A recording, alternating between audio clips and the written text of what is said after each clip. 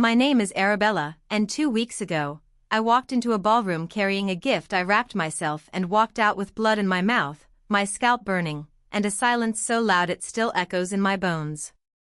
It was Caleb's promotion party, my younger brother. Military man. Golden boy. The pride of our bloodline. I showed up because that's what you're supposed to do, right? Family shows up. Even when family forgets you exist. The venue was everything my parents loved, opulence polished to the point of nausea. Gold chandeliers dripping with ego. Marble floors that clicked under designer heels. Every guest looked like they stepped out of a magazine. Tuxedos, satin gowns, wine glasses clinking. It was the kind of celebration you throw not for joy, but for status. I stood near the back, barely noticed, clutching my purse like a lifeline. No one greeted me. No one offered a smile. I wasn't even on the seating chart. I caught my mother's eye across the room. Her gaze flickered with something sharp, annoyance, maybe, and then she smiled that brittle, pageant-perfect smile.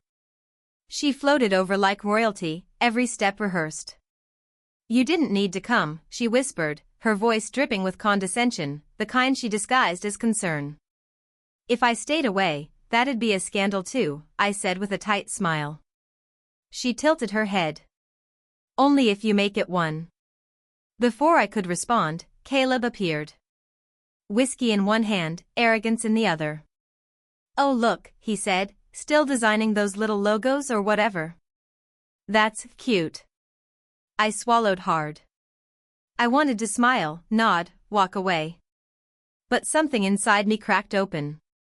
"At least what I make isn't built on bullets and blind obedience," I said, voice low but steady. His smirk faltered. For a second, he blinked just once. That's when I felt the shift.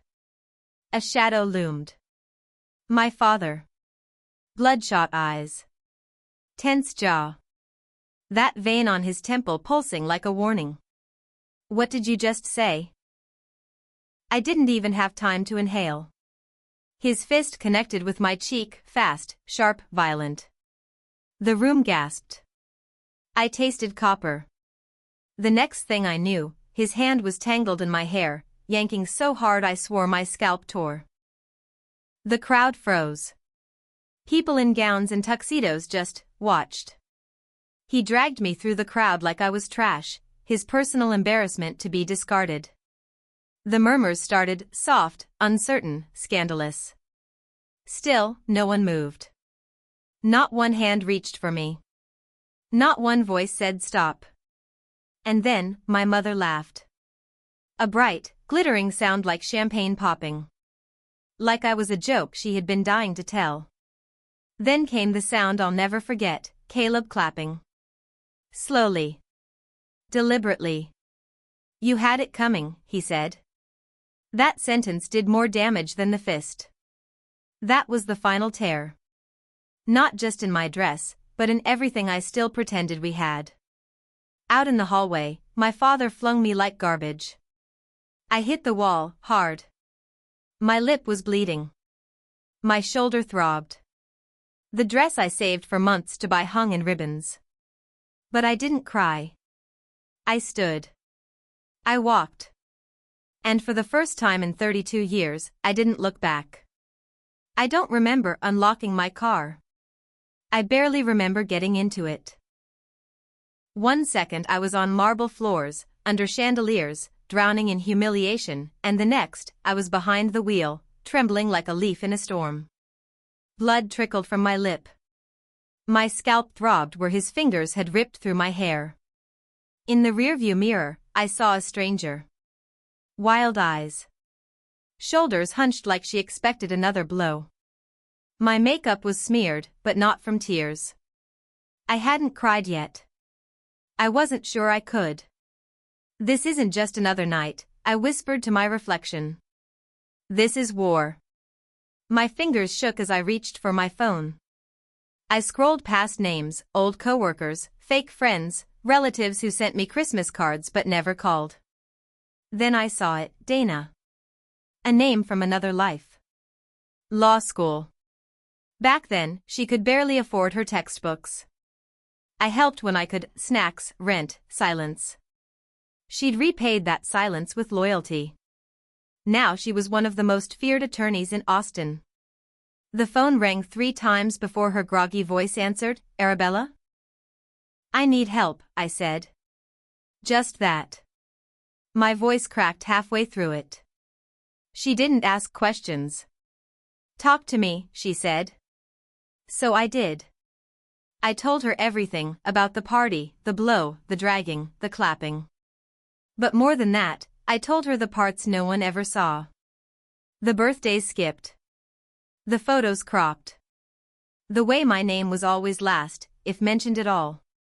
I spoke with a rage I didn't know I carried, like truth had been waiting its whole life to be spoken. When I finished, Dana was quiet. But her silence wasn't cold. It was calculating. Come to my office tomorrow morning, she said finally. We're going to fix this. And just like that, I exhaled. Not a sigh. Not relief. It was like something inside me had been holding its breath for 32 years. And now, for the first time, I wasn't ashamed of needing help. I was done surviving. I was going to fight back. I didn't sleep that night. I couldn't. My face throbbed beneath an ice pack. My jaw ached every time I shifted.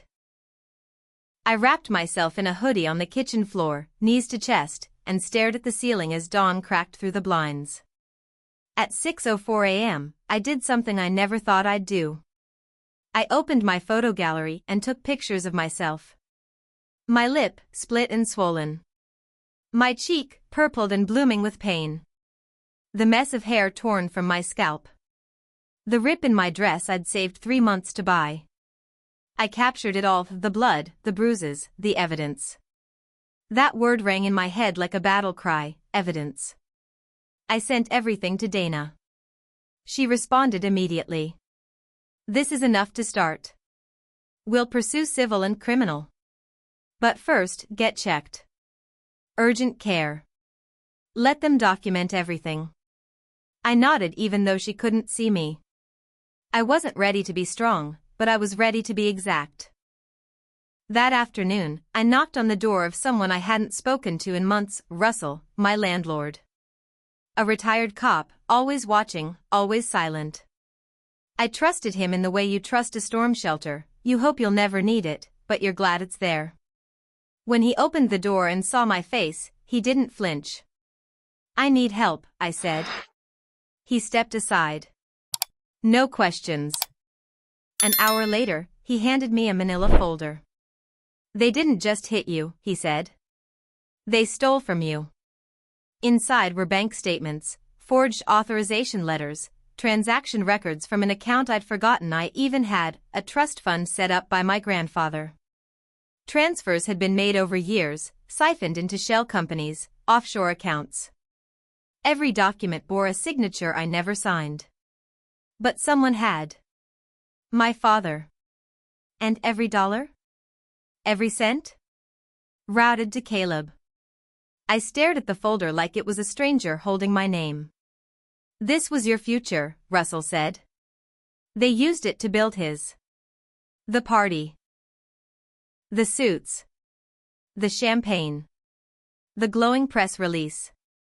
All of it had been paid for with my money. I couldn't breathe. Not because of the theft, but because it made sense.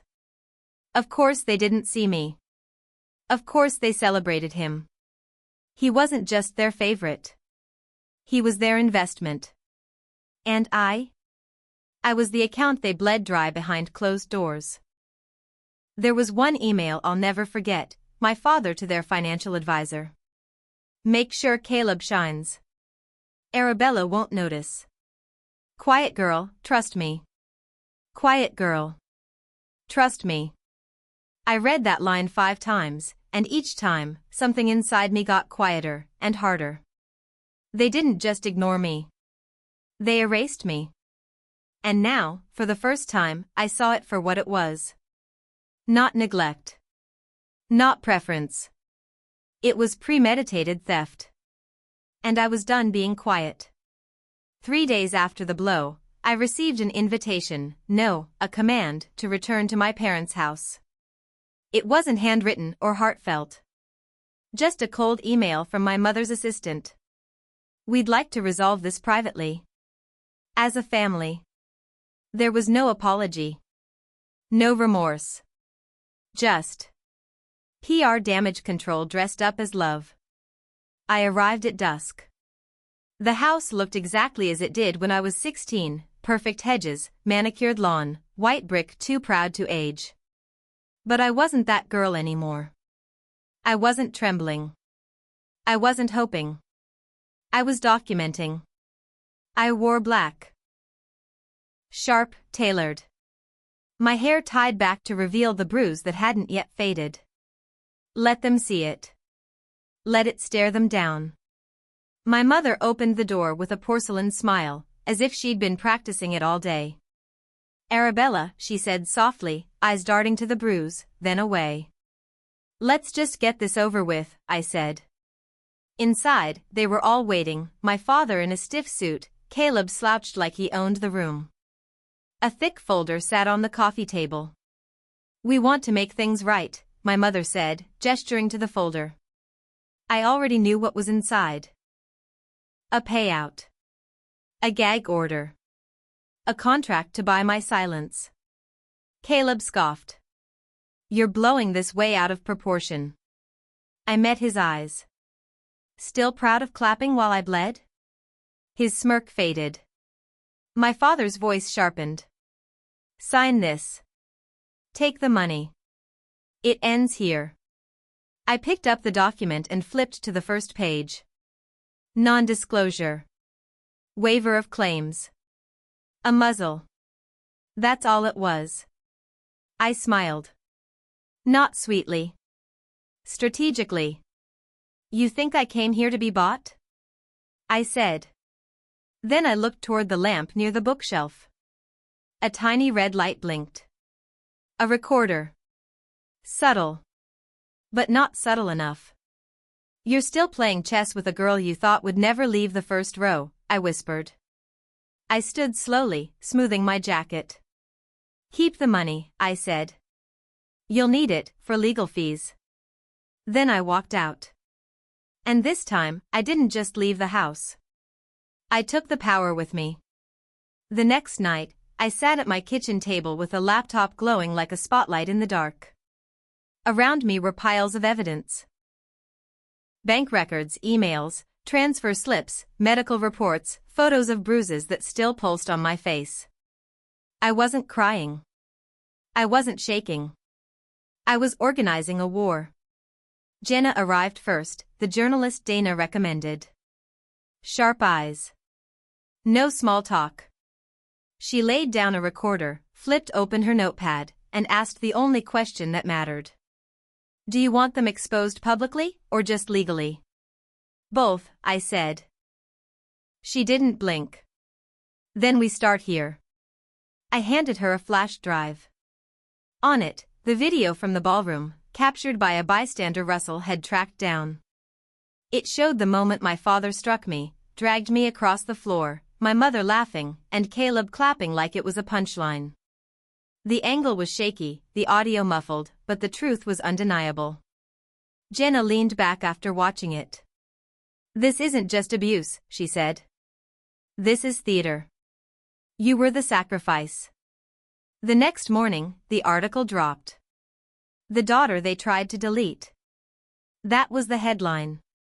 The video spread like wildfire, Twitter, Facebook, TikTok.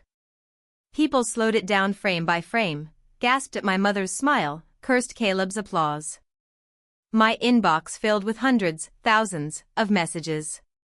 You gave me courage. I thought I was alone. I was her too. By noon, my father's company lost 3 major contracts. Caleb issued a hasty resignation to focus on personal matters. PR statements followed, half-hearted and empty. Then came the text. You think you've won? You have no idea what's coming. But it wasn't from my father. It was from someone worse, a man I once trusted with everything. An uncle. A family friend. Another suit in the audience that night, another silent witness. Now threatened because his name had appeared in the leaked bank transfers. But I didn't flinch. Because now I understood something. They weren't angry because I lied. They were terrified because I told the truth. That evening, Russell showed up again, this time with a flash drive of his own. "This is the full chain," he said. "Fake corporations. Ghost directors. All traced back to your family. All with your name forged." I stared at it. "This isn't just corruption," he added. "It's grand larceny. They didn't just try to hurt you. They robbed you, systematically." Dana called an hour later. "They want to settle." "No," I said. "We go public. Court. Cameras. All of it." There was a pause. Then her voice turned steel. "Then we do it on your terms." The next morning, I stood outside the courthouse in a charcoal suit, flanked by Dana and Rick, our financial expert. Jenna was already inside, notebook in hand. Photographers snapped photos as we walked in. The air buzzed with urgency. Inside, my parents and Caleb sat on the other side of the courtroom. For the first time in my life, they looked small. The judge read through our file, his brow deepening with every page. He stopped midway, looked over his glasses, and said, "This isn't a family dispute. This is criminal." And just like that, the power shifted. The room didn't erupt, but I did. Silently. Internally. I didn't smile. I didn't gloat. I breathed. Because justice doesn't always come with fireworks. Sometimes, it arrives in a courtroom, wrapped in truth. After court, I didn't cry. I didn't celebrate either. I stood on the courthouse steps, sunlight brushing my cheek like an apology the world owed me, and I just existed. For the first time in years, I wasn't trying to disappear. I didn't shrink. I didn't smile to make anyone comfortable. I stood. Tall. Still. Whole. Dana turned to me and asked, "Do you feel better?" I thought about it. I really did. "No," I said. "Not better. Just right." Because this wasn't about revenge. It never had been. It was about reclamation of my name, my voice, my space. Every inch of me they tried to erase, I took back. The article kept trending for 2 more days. Strangers reached out. Survivors. Women. Men. Teenagers. People who had been silenced by someone they loved and told it was normal. Told to be grateful. Told to stay quiet. They said, "You spoke what I couldn't. You made it okay to feel angry. I'm ready now, because of you." And suddenly, I realized, the story wasn't just mine anymore. It had become a mirror for others. Later that week, I met Jenna again, this time in a quiet cafe downtown. No press. No flash drives. Just 2 women sipping black coffee that had gone cold from too much truth. "I still want to stay anonymous," I told her. She nodded. "For now." She slid a folder across the table. "There's more coming. Investigations. Financial crimes. Obstruction. You started something they can't stop now." Good. They wanted me to be silent. Erased. A ghost in their golden house. Instead, I became a name that wouldn't disappear. The next morning, I visited my grandfather's grave. He was the one who set up that trust fund. The one who called me brilliant before anyone else did. I stood by the headstone, wind in my hair, bruises fading but still visible, and whispered, "I used your gift the way you wanted. I protected myself." That night, I returned home, locked the door, and placed every document, photo, and legal form in a fireproof safe. Not to forget, but to remember that survival isn't silence. That speaking isn't betrayal. And that the truth, no matter how messy, sets everything on fire until only what matters remains. If you've ever been made to feel small, invisible, or like your story didn't matter, I see you. You're not alone. And the moment you say enough, the healing begins. Sometimes, the greatest act of loyalty is not toward others, but toward yourself. Arabella's story reminds us that courage isn't always loud or dramatic. Sometimes it's the quiet decision to stop hiding. To speak. To stand. In a world that rewards silence and punishes those who disrupt the status quo, telling the truth becomes a radical act of strength. For years, Arabella endured cruelty masked as tradition, betrayal disguised as family, and theft veiled behind affection. Yet she didn't let the violence define her. She turned pain into proof, silence into a voice, and shame into power. Her bravery wasn't in surviving what they did, it was in refusing to let it continue. In choosing to confront her abusers not with vengeance but with clarity, Arabella reclaimed not just her name but her worth. The truth may shatter illusions, but it also builds foundations strong enough to stand on. Her journey is a call to anyone who has ever felt small, erased, or voiceless. You are not powerless. You are not alone. You deserve to take up space. You deserve to be heard. The world doesn't change through noise, it changes when one person refuses to stay quiet anymore. The lesson Arabella leaves behind is this. Justice isn't about destroying others, it's about refusing to destroy yourself for their comfort. And healing doesn't always look like peace. Sometimes, it looks like fire. But from that fire, something unbreakable rises. Your truth is never too late. Your voice is never too quiet. And sometimes, your story becomes the one thing they can't silence.